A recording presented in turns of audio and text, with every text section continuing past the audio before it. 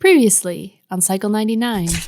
Okay. I'm gonna grab Cycle 97 off the shelf real quick because Azalais already knew about the Turnsole when Thatch arrived. At least that's what I assume she meant by quite a ways needing Thatch's help, which means the Turnsole was here before. Azalais. She could almost hear her name on the sea wind. Je viens. Benoit loved Azalais enough to let her go aboard the Eurydice on its maiden voyage, newly skilled at swordplay and with a scimitar at her hip. Thrilled at the prospect of pie, Thatch scurried down the hill with nary a suspicion lurking in their minds. Nestled casually in the crook of the meadow's elbow, where the jungle continued to grow deeper, darker, and taller on Thatch's left and the river dipped down on their right, was the very picture of a 1950s American diner with a shiny sign proclaiming its name, Aunt Betty's. Wait, have you forgotten the Turnsole too? Are you really there? Thatch's thought was buoyed on a prayer, and it reached your ears. Episode 9. Triptych. Cycle 99 is a swashbuckling adventure story about extinction, magic, and hope where you design the characters. Chapters release every Tuesday. Visit patreon.com/Pitchpine Productions for free to vote on chapter and character polls. This story is family-friendly, but may contain occasional strong language and mild violence. Welcome aboard the airship Bannockburn.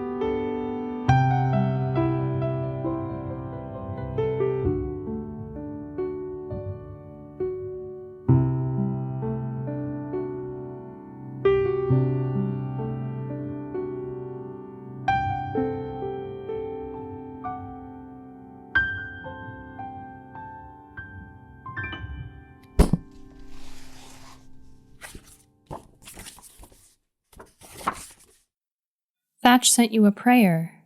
Did you ever reply? Did you let Thatch feel you, the way I feel you constantly? Your light radiates from the lamp, of course, and filters through the lenses, and the heat radiates too, keeping me warm against the winds that rattle at the windows. There's a storm brewing outside, purple-green like a tornado, the Turnsole. The books are thick with your power too. At night they glow, softly, as though they exude light, which catches on the motes of dust. My heart races with your power, quivers at your gaze, I'm quaking in my boots. I know you are powerful, and you are here. Listening, infusing my words with the weight of the telling. But then you forget. We sit up here, each of your chosen, telling each of your stories, and you forget. Why do you forget? Are you so ungrateful? Sorry. Perhaps it's not so much that you forget. I mean, every cycle lasts, a couple decades at most? A few days at minimum? To a being such as you, 20 years is nothing, and mere days are less than nothing. Every cycle is just a second for you, a blink. That's really why you need us, isn't it? Like taking a photograph. My story captures a snapshot in your life, so it makes sense that you forget. How many single seconds of my life, how many of my blinks do I remember? I suppose there is one moment I can never forget.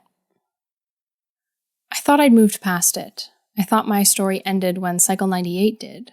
But the more I read, the more I think we need all of them. Cycle 98, Cycle 97, maybe even the ones that came before. We should reread them. Don't worry, I'll still do my duty. I'll tell Cycle 99 as well. Who gets to design the covers of all these books, I wonder? I hope I don't have to do that. I've got no talent for graphic design, I've barely even used a computer, and sketching is much more up Thatch's alley than my own. Or Lyray's, if she still paints. I'm determined. We're not going to forget this time. I'll read all three to you, the one I'm still writing and the two that came before. A triptych. Maybe we can piece all of this together and finally find the cure. So, Cycle 98. Where were we? The great star dipped behind the mountains and cast Aunt Betty's diner into shadow. Outside the windows, in the trees, the daytime birds quieted and the nighttime creatures began to murmur in the gloom. Thatch, Azza, and Aunt Betty had moved inside as evening fell, when iridescent little mosquitoes emerged and seized upon Thatch with gusto. Oh my god, they got me about 50 times, Thatch complained, scratching at the small red bites. Eat enough of the island's food and they'll stop going after you as much, Aunt Betty replied. Let me get you something for the itching. And they'll have whatever smells so good, Bee, Azza added. That'll be the pot pie. And a milkshake. Do you like milkshakes, lad? Yes, very much, Thatch replied. That all sounds wonderful. Anything for you, Azza dear? Just my usual, if you don't mind, Azza Lais requested, cheeks dimpling with her smile. As Aunt Betty moseyed through a set of swinging double doors to attend to the food, Azza and Thatch settled themselves into a red vinyl booth beside a wide window. And so then I said no thank you to the ocean. I wasn't about to try and deal with some kind of sea monster. Figured my chances were better in the forest. Azza Lais finished regaling Thatch with the story of her arrival to quite a ways, eyes bright, looking resplendent even beneath the diner's mediocre lighting. Thatch was gazing at Azza with an odd expression. Did you ever find your crewmates? Thatch asked. Some of them, yeah, Azza Lais answered, face falling. And Benoit? Thatch coaxed, hoping for a lighter topic. For a time, Azza replied, non-committal. We were together. We're still together. He's just away. The frown accompanying this explanation revealed new, deeper creases etched into her expression, put there by worry and by time. Not time passing, though that has also left its marks on her, thin lines of beautiful silvery gray in her hair and sweet little crow's feet at her eyes, but time yet to pass. An indeterminate length of time spread open before her, with no end in sight, the weight pressing down on her just as the ocean's depths pressed in around the submarine that brought her here so long ago. Away where? Thatch asked. I forget how little you know, Azza Lais remarked with an awkward laugh. You're so young. You can't be that much older than me, Thatch retorted. Well, I was only a bit younger than you when I came to quite a ways, and I've been here, a couple decades? Decades? Azza Lais giggled and fanned her face with her hand as though fending off a blush, a leftover habit of past stardom.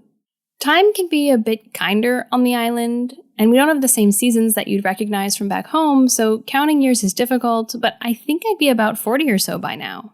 Practically still a child, Aunt Betty called from the kitchen. Azza Lais rolled her eyes fondly. One day you'll admit that I'm an adult now, she shouted. Not before I keel over from old age myself, Aunt Betty hollered back. And I don't plan on doing that anytime soon. Yeah, you old bat, Azza murmured. I heard that. Love you. Love you too, chickadee, Aunt Betty said warmly as she came through the swinging kitchen doors bearing a tray with a small tin of salve, a pink milkshake, a mug of coffee, a glass of ice water with a lemon wedge, and 3 chicken pot pies. She placed the ice water down before Azza and the milkshake in front of Thatch. Then she sat down beside them and sipped her coffee. She nudged the tin of salve. Apply a light coating of this to your bites, she instructed. Local doc mixes it up from some herbs in the jungle. Should help. Thatch flicked the tin open, revealing a light green salve with finger marks trailing through it. It smelled pungent and cool, almost like catnip. Thatch hesitated. They'd only just met Azza Lais and Aunt Betty after all, and as the adrenaline rush of the day faded, tiredness and suspicion followed in its wake. But Thatch had already eaten their food. Might as well get rid of the itching. They dragged a finger through the salve and began to spread it over the bites, sighing as it took quick effect. Azza Lais pulled a plate of pot pie towards herself and sipped her glass of ice water, then resumed their conversation. I don't know everything, Azza admitted. Despite being here a while, Benoit and we both came to quite a ways as heroes of Cycle 97. We were trying to find this place, I was. Benoit was trying to find me. Azza Lais smiled, a soft little thing, and so familiar it hurt. There's always exactly 8 heroes. And, wait, me? I'm one of them? Yes, dear, Aunt Betty replied, primly taking up her knife and fork and cutting into her pot pie. You're the first, or at least the first we've heard about. A hero of Cycle 98, Azza said. What cycles? Each generation, I suppose, has its own 8 heroes, and their escapades are... I'm not sure. I think they're written down or recounted. That story becomes the cycle. Right, Thatch replied shakily and noisily sipped their milkshake. It had a fragrant, herbaceous flavor, which Thatch recognized as the scent they'd smelled on the grass in the meadow where they first landed. It happens every 20 or so years, Azza continued, using the tip of her finger to trace a series of circles in the air. She took a deep breath in. And at the end of the cycle, one hero is chosen. Thatch paused. Chosen by who? They go by many names, Aunt Betty said with gravity. God for some call them muse or inspiration or... Aunt Betty shot a look across at Azza, who was growing more and more morose. Death, Aunt Betty finished. Some simply call them death. Azalais picked an ice cube out of her cup of water and squeezed it in her hand, grimacing at the cold. Benoit called them lumineux, bright, the light of the lighthouse on the northern shore. That was when Thatch felt it. They had prayed to you, asking, "Are you really there?" And their winged prayer reached your ears. The table beneath their elbows rattled and grew warm, and the hair on Thatch's arm stood on end. They felt all of a sudden that their veins were electrified, like touching a live wire. A brilliant glare pierced through the window and faded, the beam of the lighthouse passing only for a moment over the heroes. Then it was over. Thatch felt the vinyl of the plush seats rise up to meet them, as though gravity had to re-exert its hold. The energy faded, leaving them gasping for air. Benoit! Azalais called like a desperate breath. She felt your gaze, our gaze. And perhaps my gaze, like the embrace I longed to give her. Benoit? Thatch wondered, still dazed. Lumineux has him, Azalais snarled and wrapped her hand around the butter knife beside her dinner. Azza, Aunt Betty chastised. Put the knife down. Azalais complied. Why? Thatch tried, impossibly, to formulate a coherent question. Azalais stared out the window, composing herself for several moments. Thatch shakily returned to their pot pie and took a few bites. It was surely heavenly, Aunt Betty's cooking always was, but it tasted of ash in Thatch's mouth. That's what happens when you're chosen, Azalais explained. Lumineux picks one hero to join them in the lighthouse. Benoit was chosen. They took him from me. This last phrase lifted Azalais from her seat, her hair flooding forward around her shoulders. What for? Thatch asked, leaning back. Azza deflated and sat back down. I don't really know, Azalais replied. Because I wasn't chosen in the end. But I've heard that the chosen one becomes Lumineux's seer, the one who has to tell the next story, the next cycle. So if I'm a hero, and Benoit was chosen before me, that means he's up there right now telling my story, yours, and the story of whoever the other heroes are. Azalais shrugged. And don't ask me why any of this, because I don't know. I don't know what this island truly is, or why there is some sort of being governing it, but I think... Azalais pursed her lips, pensive. I think we're supposed to help her. The island, I mean. Quite a ways. What's wrong with her? Thatch asked. It's slam. Azalais, Thatch, and Aunt Betty shot to their feet. Thatch cowered away from the window, the source of the impact, but Azza and Betty leaned towards it.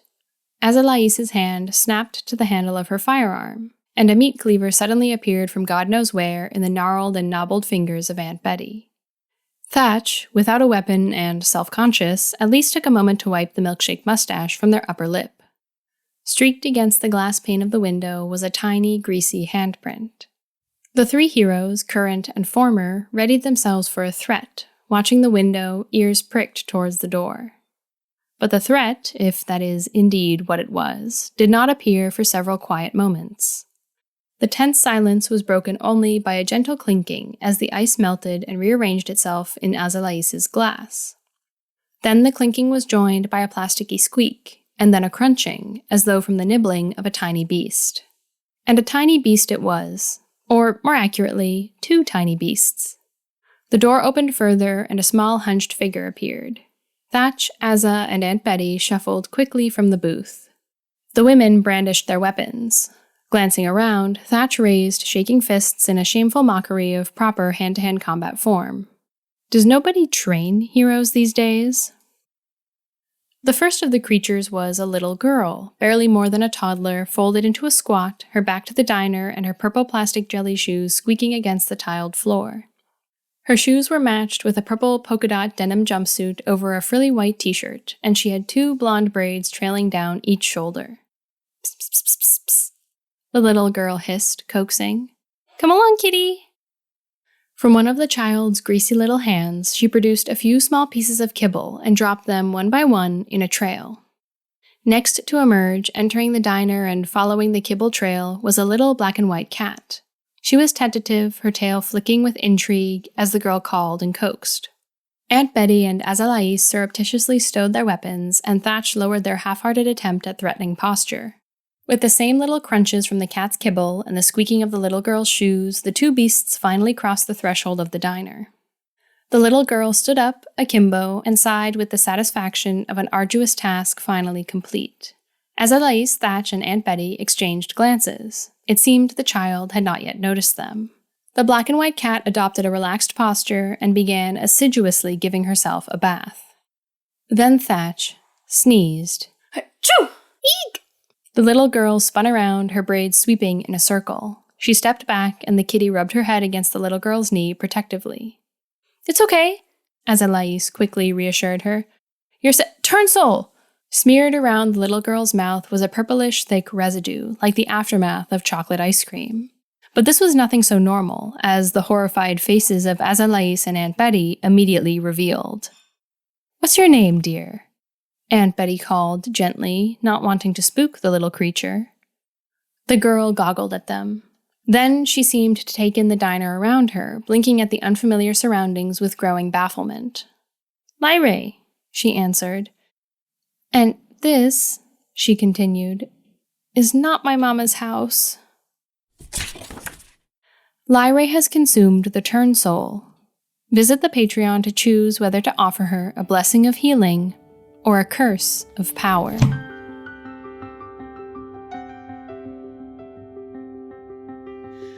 Cycle 99 is written, created, and produced by Hannah Semmelhack. The theme song is The Boy and the Kite by Solitude. Lyrae and Astra were designed by Starian. To vote on end of chapter and character creation polls for free, visit patreon.com/Pitchpine Productions. If you want to chat with me or with other fans, join our Discord, link in the description. Thank you to my lovely beta readers Fiona, Aaron, and Paige, and to Basil, official lore keeper. Special thanks to Seraph and CK. And thank you for reading, listening, and voting.